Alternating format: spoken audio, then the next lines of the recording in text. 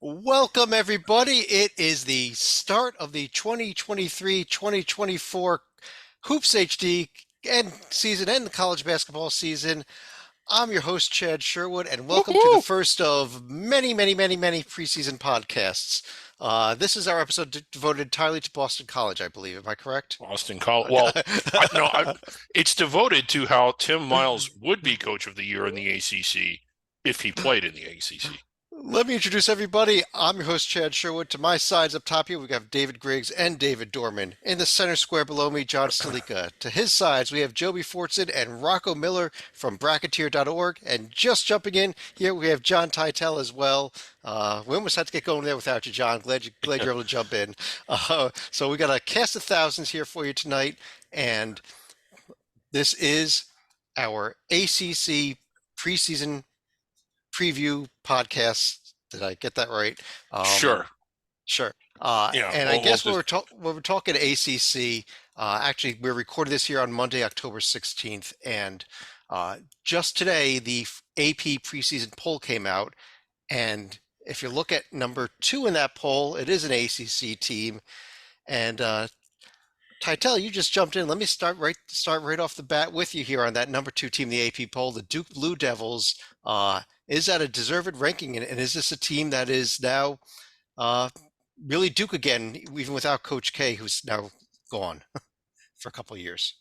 It's pretty high, I think, for a team that's bringing in so many hotshot freshmen as they do every year, frankly. But the fact that they're bringing back a superstar like Kyle Filipowski and who was the conference rookie of the year and the conference tourney MVP, they do have most of their starting five back. They add superstar freshmen like Jared McCain and Sean Stewart. So, like, there's talent there, and Shire proved he can coach last year. So, I think it's a little too high, but certainly I think they're like a top 10 team. Uh, uh, Dorman, I know you had a few thoughts on this Duke team heading into the season as well. I mean, again, number two in a completely meaningless poll. I don't think it's too high. I actually really think this team is elite in the country this year. Like Titel said, Filipowski is back. Not only is he back, but from everything I'm understanding, he's healthy. He had a bad hip. He had double hip surgery over the offseason. And reports are that he looks extremely good, extremely healthy, and he's ready to go. You put him with point guard Proctor. He's back again. There were thoughts that Filipowski could leave. Up front, I love Mark Mitchell. I love his defense. I love his intensity. So this team has, and then like Titel said, they have an incredible class. Four freshmen that are going to make a big impact. This team is as good as anyone in the country and deserving of a top ranking coming in. Well, Rocco, I know you're on about your fifth or sixth revision of your brackets already for the NCAA tournament. Duke, is this a one seed? Is this a national championship contender here? I think they're certainly a national championship contender. I think penciled in right now they would be a one seed as well. I just think I try to look at every team as like what's their ceiling, what's their floor. I think this Duke team has a really high floor because Jeremy Roach has been through all the wars. He took them to the national championship game with another loaded cast of characters. Now he's got the new class, and like Dorman said, with Proctor, Mitchell, Filipowski all back for a sophomore run, and then you mix in just unbelievably talented freshmen with Foster and McCain and Power, Stewart. The list goes on. They've got a great nucleus of players, and the staff stuck together. I think every staff member is back from last year. I think that's an important ingredient as well. And I just think they're one of the top five easily most talented teams in college basketball. A lot of these guys will be in the NBA for a long time, so really, really tough to pick against Duke in this league. Um, Go who are ahead. you? Well, I was going to say, who are you going with next, Chad, or what team? I Because was going to actually go to you, Griggs, and say, because I've already heard the first three people I've heard from all seem to be thinking that Duke is going to win this conference. So, no, but Griggs, do you think Duke is the best team in this conference? And if they are, who's your second best? no, I think Okay. they're really good. In every, that's not to disagree or discount anything that anybody said, but I want to speak up for the Canes, who I know that they don't have the brand name when it comes to basketball that Duke has, but they've been in recent years to an Elite Eight, to a Final Four. I think they return. I know that they lost some really big pieces, but they have enough coming back. And at what point does like Miami stop exceeding expectations because every year we're getting it wrong and placing them too low? This is a team that won it last year.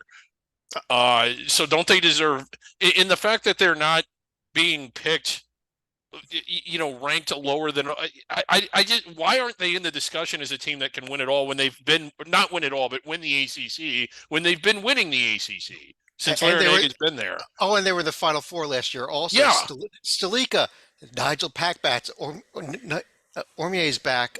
Isaiah Wong's playing in the NBA. That may hurt a little bit, but That your does thoughts hurt, on the yes. Canes? Well, I think as far as the Canes, we've mentioned Paco and Omir, but also Longa Paplar, Bensley, Joseph are also going to be a couple of their returning players. Going into the ACC, there's a chance they could run the table out of conference. They're going to be in the Baha Mar Invitational that includes Georgia and either Kansas State or Providence. Their toughest tests are going to be at Kentucky as part of the new ACC and SEC challenge. And they also face off against Colorado at the Barclays Center in December. Can I pose a question to the panel? Where does Jim Larinaga, in your mind, rank as far as coaches in this conference? I'd have him almost at the top, right up there with Tony Bennett. He's phenomenal. Yes. Joby, let's see. We haven't heard from you yet. Go ahead. You want to answer that question and give your thoughts on the Canes? Larinaga is outstanding. I mean, I think you've got to look still. I mean, I know last year we get recency bias. Leonard Hamilton still, in my opinion, a tremendous coach. He just had a really bad year. But without a doubt, Larinaga is up there. I mean, Shire, let's give Davis and Shire time at their particular schools before we anoint them as outstanding. Larinaga is ahead of them right now because of the body of work that Larinaga has been able to put together by far. I'm just not hearing Kenny Payne's name. I don't know why. I know you had a few thoughts on Miami before we keep moving on. But Yeah, I mean- here's the thing is, go ahead, Joe. and one thing I'll disagree with Griggs on just slightly is I do think they're gaining some respect, or they wouldn't have been assigned Kentucky in the challenge. Why not have Kentucky? Now, I don't know Duke and North Carolina's schedule. They might play Kentucky anyway, and they wouldn't have done it in that. But that's the marquee game, that you automatically think of, and so that's an indication that I think most people recognize that Miami, especially coming off a Final Four, is legit. I still would go with Duke, but because of the new freshmen added to, I think Filipowski is going to be even better, and Roach, et cetera. But Miami certainly deserves a long look when picking in this conference. North Carolina is going to play Kentucky. Sorry. Okay. Yeah. First of all, Tell had a few thoughts on Miami, and then Sleek, I'll get back to you before we start talking about another team.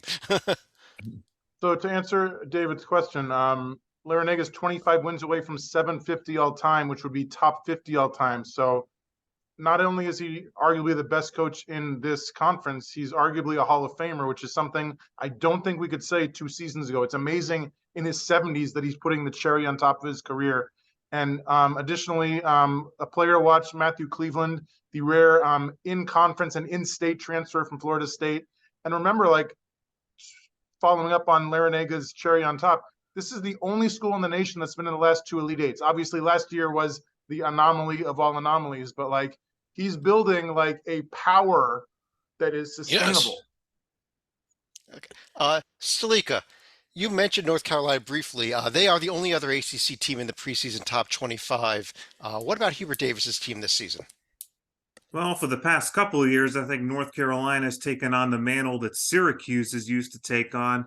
They've been playing around the bubble.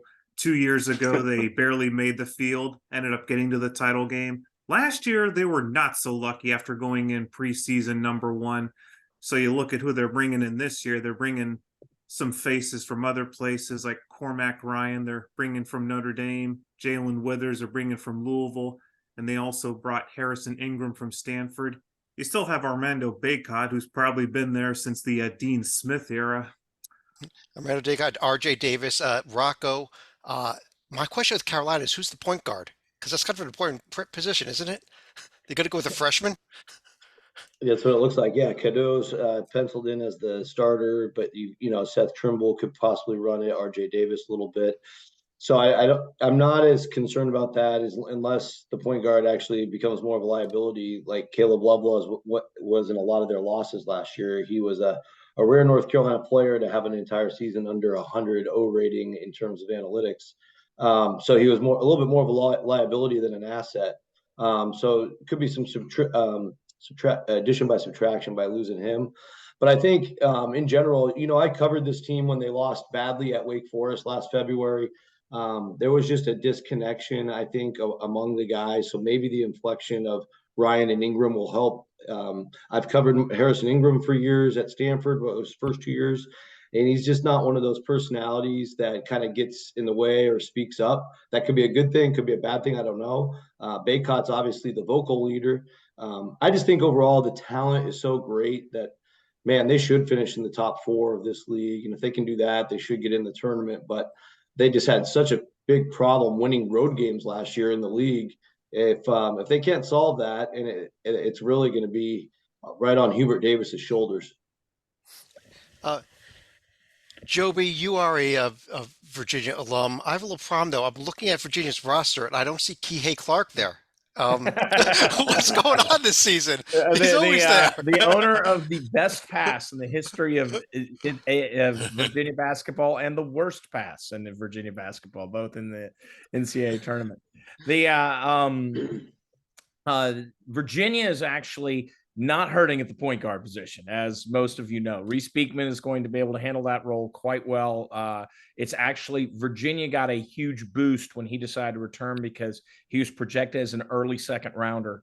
And he's come back and, the one thing they said, hey, your shot got better. Can it get even better? And so we're going to see, and that's going to be key to Virginia. Virginia has 2 very key shooters coming in. Coming in from St. Thomas is Andrew Rode.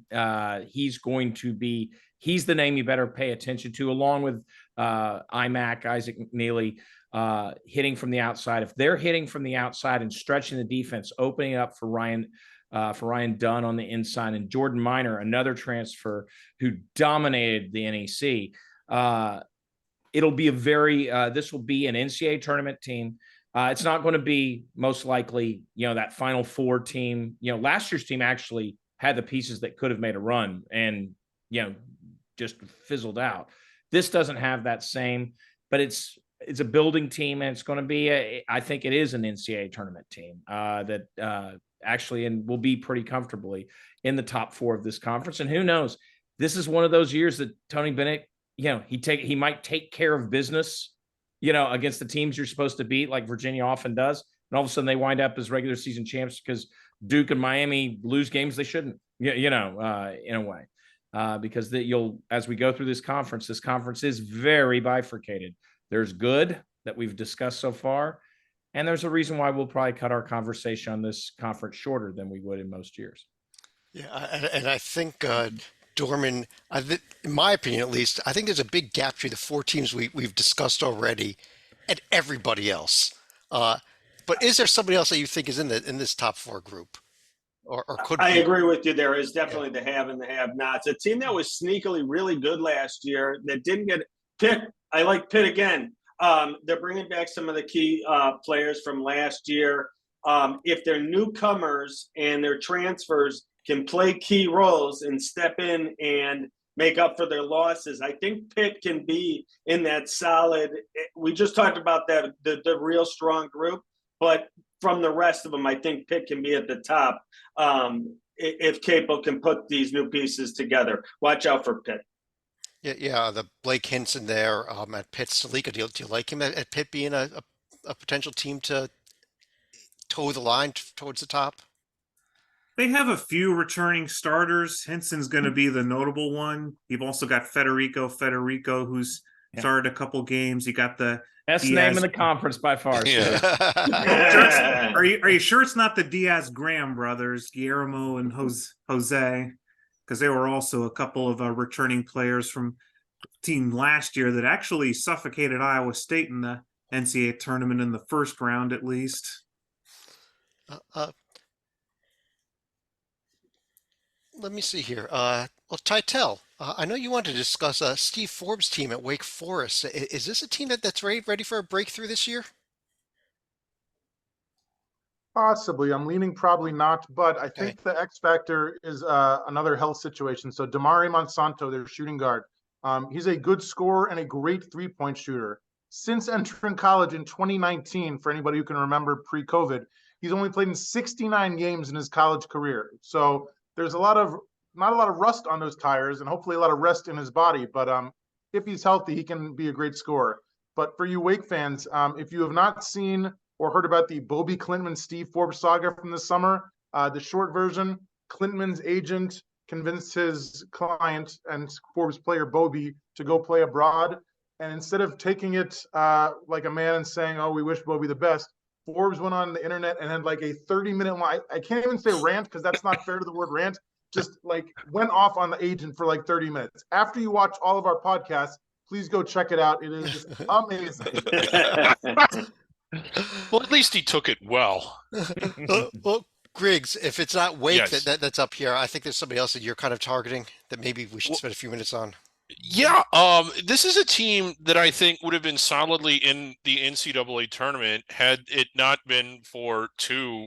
Okay, it wasn't that they didn't win enough big games. It's that they lost too many little ones. One was Loyola Chicago, and then another was just inexplicably worse than that to Louisville. If they beat those two sub 200, 300 teams wherever they were, they probably dance, and that's Clemson. And I think that for most of the year, those two games aside, they were a tournament caliber team, and there's enough pieces back this year to where I think they could be again. Yeah, Joby, PJ Hall got to be healthy, but I think No, PJ Hall is, hey, losing Hunter Tyson will have an effect to a degree, but I think PJ Hall can come in and swing in and do it immediately. This guy, if you aren't familiar with him, you will be, because he will be the reason why Clemson makes the NCAA tournament this year. I'm very confident. And then you think Joe Girard, I know he had a wonderful time at Syracuse. Yeah, he's at Clemson now. He's a three-point machine. And then a guy who doesn't get a lot of credit, but if you dig deep, Alex Hemingway is outstanding from three. So they're going to have the inside out. I love inside outside games because it stretches defenses, et cetera. And if you say one thing about a Brownell coach team is that they on the other end, I think they're going to bring the defensive intensity. Yeah. So you have that offensive spark that you can get with Girard, you can get with Hall, et cetera. Combine it with your typical, and I think it will be typically strong Clemson Brownell defense.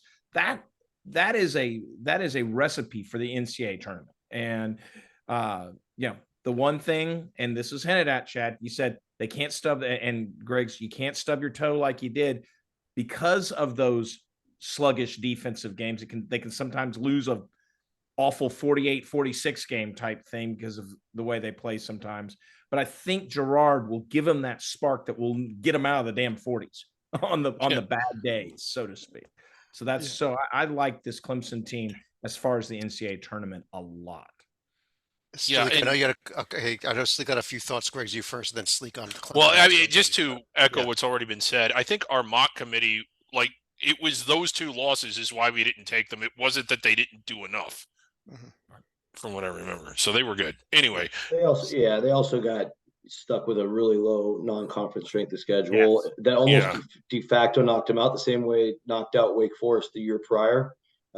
Even though they were both sniffing around the bubble most of March and late February, but it was like a de facto, we can't take you.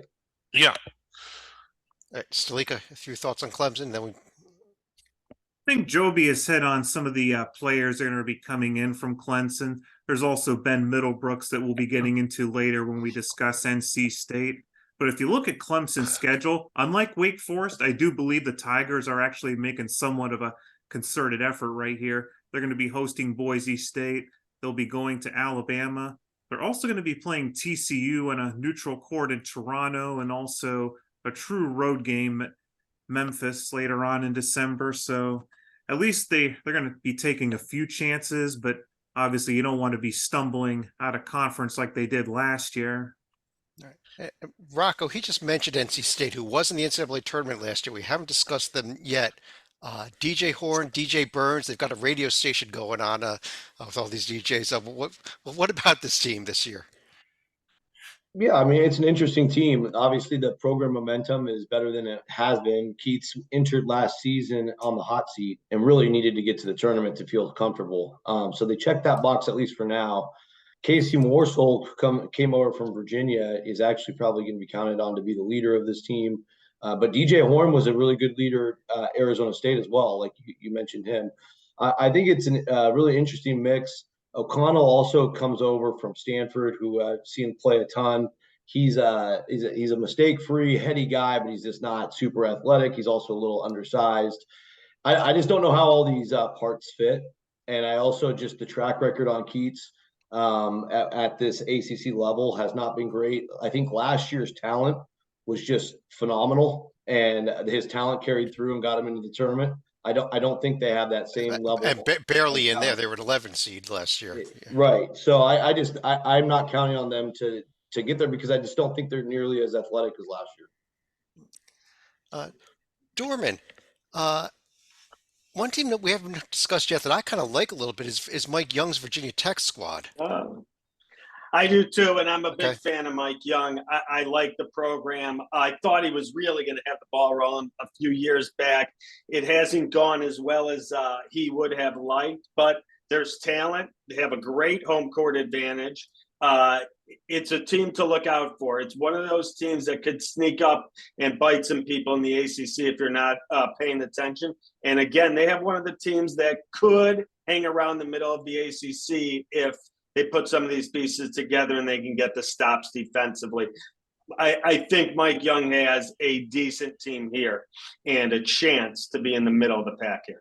Right, and Joe, don't they have a great backcourt with Padula and guard Couture? Play is one of the best. The guard play is great. With Padula, running the show. He actually is extremely underrated point guard for those who aren't paying attention. And Hunter Couture, if he's hitting. That's a team. When you talk about the teams that can come up and bite one of the big 4 or 5 or whatever you want to say in this conference, Couture is the vehicle for that. If he's not hitting, this team is in trouble. I don't like their inside game at all. Now, they're always going to be good. They're always going to be well coached. But I don't know if they have it this year, to be very honest. That they've have in the past, where they're either making a run in the ACC tournament like they did a couple of years ago or on the bubble. I think this is going to look like I think they're going to have enough mistakes because of the lack of depth. And there are some pitfalls in this conference. I think they'll hit enough pitfalls that will prevent them from making it to the big dance. But they'll have a few scalps too. I bet you when you name one.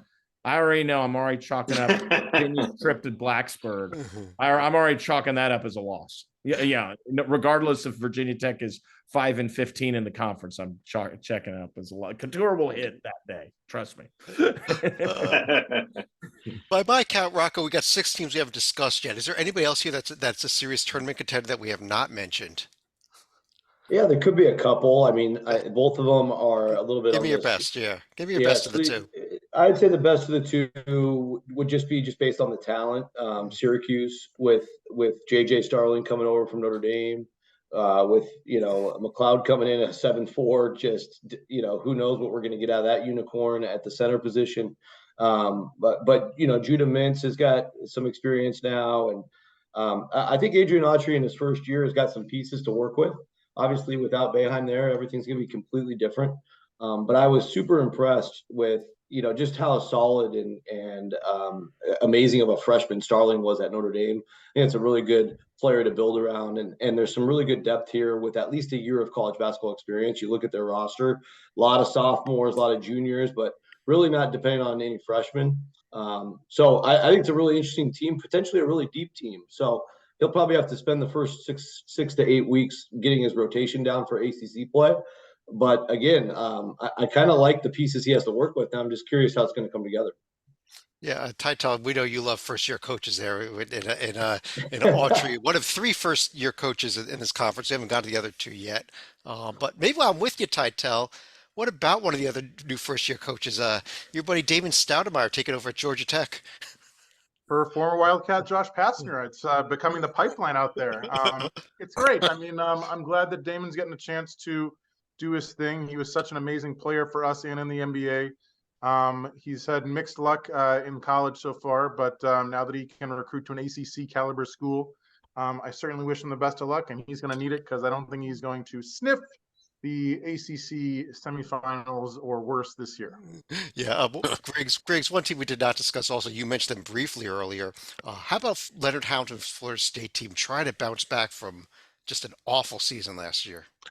Yeah, real uncharacteristic. I mean, this is a team that we're used to seeing that's stuffed with talent and that it sort of exceeds expectations and is always, you know, somehow getting better seated and higher in the rankings and further in the tournament than what we're used to. But the last 3 years and last year in particular, it just hasn't been producing. I do think we're going to see improvement. Again, they have the talent there. They have the experience. I think just that alone will make the, you know, they'll win more than not just 9 games the way they did a year ago. But as far as being inside the bubble, I don't think so. Joby, that this is still rebuilding for at least another season. And I'm surprised Leonard Hamilton hasn't been able to restock because he is a very good recruiter. He usually how Leonard Hamilton plays is he has these waves of guys all between like 6'6" and 6'10" who are athletic and all that and interchangeable. And so when you think you have the normal Florida State talent like that interchangeably out with Jalen Warley, who is a very good point guard. This league has your point guards, Roach, Beekman, Warley, Padula, all the way down. There just isn't anybody to pass to for the most part. Fletcher's back, Fletcher's back. But it's just not what, and hopefully healthy. That's just not the team that we're used to from Florida State. Maybe, just maybe, there will be a surprise because, sometimes these guys, we say, oh, where they come from? And it's Leonard Hamilton identifying. It's normally them. Yeah. And it's Leonard Hamilton will have identified these guys and bring them in. I just don't see the depth that Florida State's used to. Were they your other team, Rocco, that you were thinking of, by the way? No, I was actually going to say Georgia Tech, and then you named them right away. Okay. I like Georgia Tech's upside to be a big dark horse this year. Okay. Stalika, I know you wanted to discuss them. We mentioned them at the very, very top of the show. Boston College, Earl Grant. Is this a hot seat year for him? I think it's only year 3, but I mean, his seat can't be any hotter than the 2 teams that are going to be below him. Granted, one of them was filled recently, but Boston College, in all seriousness, they did have 2 late season wins that made me take a little bit of note. One was at home against Virginia, and another one was on the road at Wake, which thankfully meant we didn't have to discuss the Deacons in our HoopsHD committee last March because of that. Mm-hmm. But I do think the Eagles actually are going to have some decent starters returning in Quentin Post, Jaden Zachary, Prince Aligbe would be a few that come to mind, but I think their best case scenario would be getting into the middle third of the ACC. We've seen good teams at Boston College before, but not often. Earl Grant is a really good coach. I think we can all agree on that. Why can't anybody win at Boston College? Well, there was a time when they used to qualify every Olympic year when they had Al Skinner. Wait a second. The road teams do a great job winning at Boston College, Griggs. I don't know what you're talking about. I stand corrected. Thank you. Yeah. Dorman, we've got 2 teams left. We've got Louisville and Notre Dame. You want to discuss either one of them? It's incredible to me where Louisville has fallen to. It really last year's Stallings winner. Incredible because of the program is Louisville basketball, and it's such a big. It's everything to Louisville. It's the basketball program is everything. And for them to have fallen this far really, really surprises me. I don't think they have the right coach in place.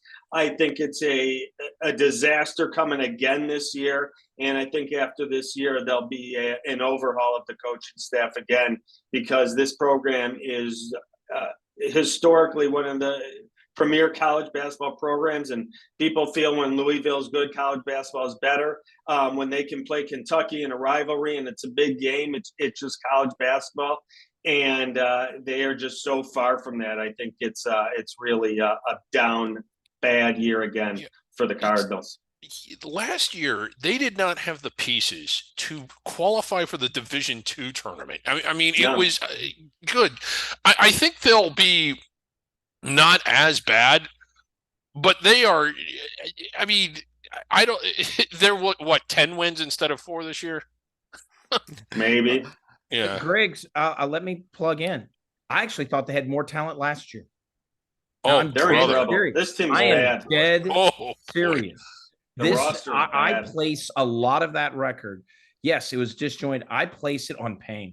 I mean, I'm sorry to be cruel, but he's not up to the job. He's just not. He's in over I his hate to head. be so blunt, but it's that's how I feel, you know.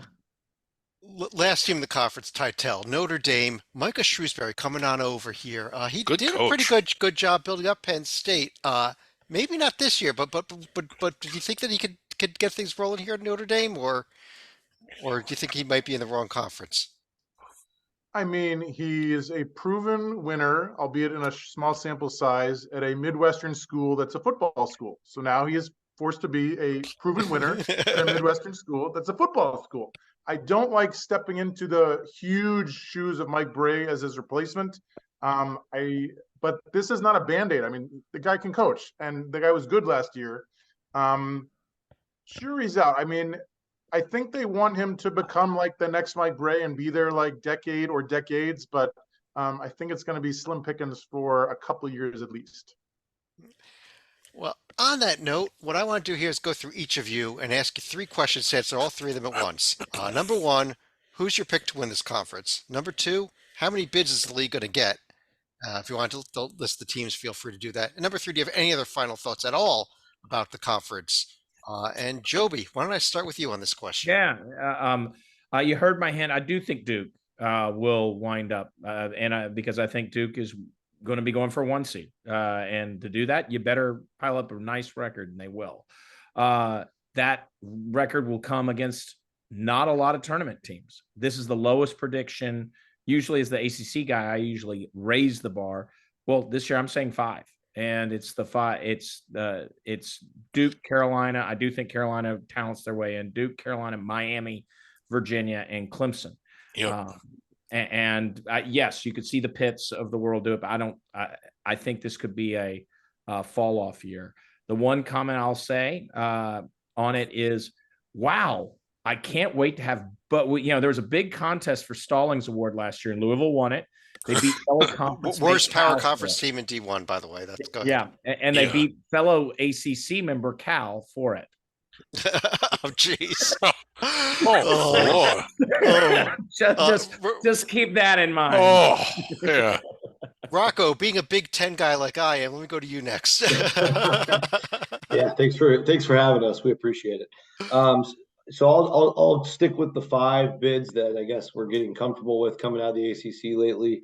I do have Duke winning the league. I do agree with Griggs that Miami could certainly overtake them or at least share the title. But I just think on paper, Duke's superior talent and enough experience is enough. But Miami, of course, very dangerous as the second place team. Then I have North Carolina getting in. Hopefully, for their sake, they learn how to win on the road. I have Virginia getting in, and I'll take Clemson to get in as the 5th. I think for me, Clemson's just I'm actually the opposite of Joby. I actually love their offense, especially with Gerard coming in. But Gerard's a liability defensively. They were able to hide him in the 2-3 zone at Syracuse. They're not going to be able to do that at Clemson. I'm really concerned about Clemson's defense. That's the reason why they might not get in, but I'm giving them the nod because of that great schedule that John Stalika called out. They basically overcorrected their wrongs from last year. They have 7 games against teams that are probably Power 5 quality or better, assuming South Carolina can play like a Power 5 team this year. So, they did everything they could. And those road games at Alabama and Memphis, even if they lose them, they're just free opportunities. So I really respect Brad Brownell for getting that right this year. All right. Sleeka, let me go to you.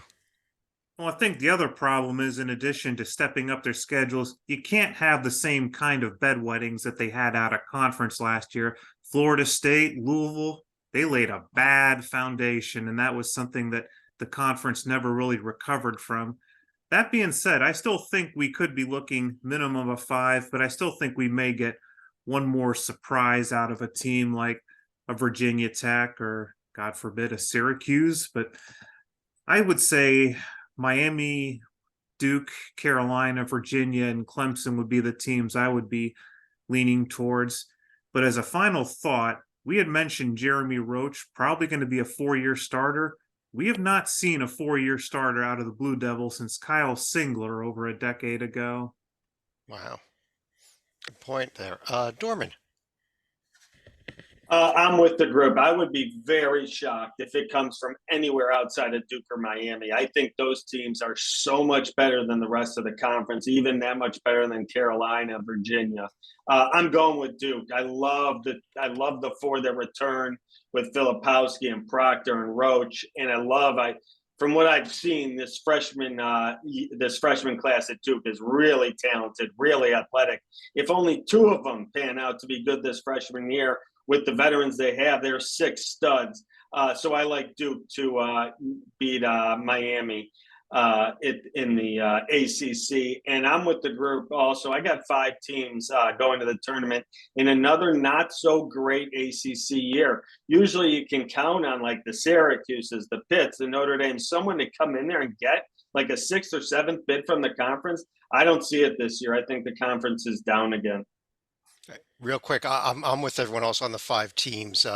Duke winning it, Miami, North Carolina, Virginia. My 5th, I don't trust Clemson as much as the rest of you.